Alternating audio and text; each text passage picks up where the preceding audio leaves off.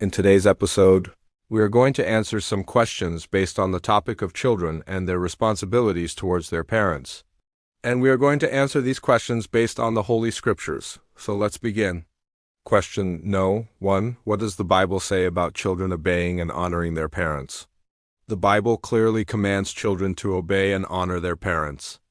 This command can be found in different books of the Bible, such as the Old Testament law, the wisdom literature, and the New Testament apostolic instructions. Ephesians 6:1-3 says, "Children, obey your parents in the Lord. Resist the devil, and he will flee."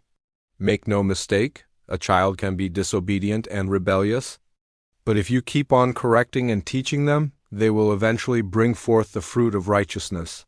Resist the devil, and he will flee. Make no mistake, a child can be disobedient and rebellious, but if you keep on correcting and teaching them, they will eventually bring forth the fruit of righteousness. Colossians 3:20 says, "Children, obey your parents in everything, for this pleases the Lord." The Ten Commandments also say, "Honor your father and mother," Exodus 20-12, Deuteronomy 5:16. These commandments come with a promise of a good life and long life on the earth. Proverbs 1:8-9.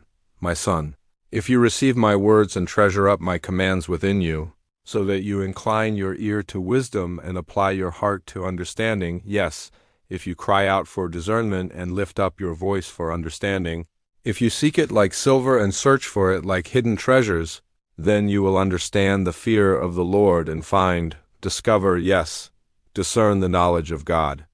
Proverbs 6:20-22 says, "My son, keep my words and store up my commands within you.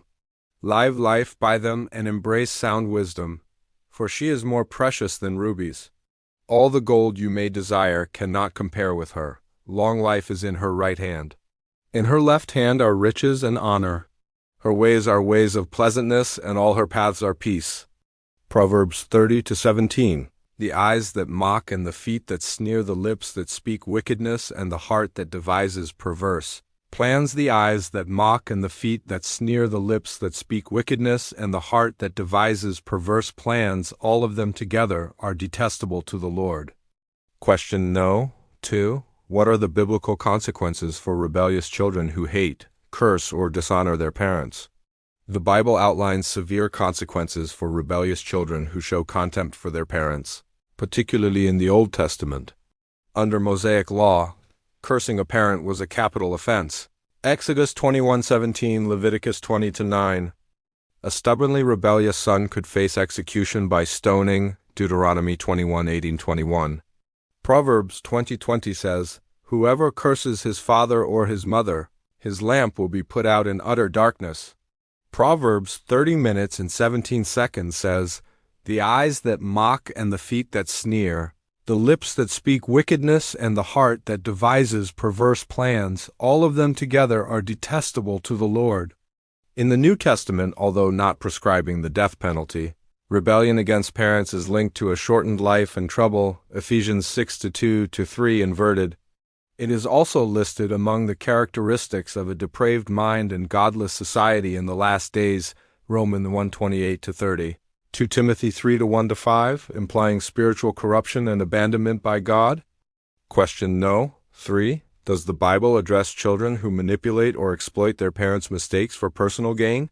Yes, the Bible condemns the spirit of manipulation, dishonor, and self-justification when children exploit parental failures. Proverbs 30:11 says, "A nation in uproar, a nation of sin, is a people corrupted by their own works, a generation that curses its father and does not bless its mother." Ezekiel 18:19-20 says, "Yet, if the wicked person turns from all the sins they have committed and keeps all my decrees, they will surely live. They will not die. None of the unfaithfulness that they have committed will be remembered against them. In their place they will have righteousness, because they have done what is just and right." Are you the one, O Son of Man, who are judging these people, judging them in your own way? Thus says the Lord God, "It is not lawful for you to judge them or to pronounce their doom among the nations, for their house is set on a dunghill and their foundation on stones of offense." In this passage, God says that even though the children's parents may have been righteous, The children themselves are sinners who deserve punishment.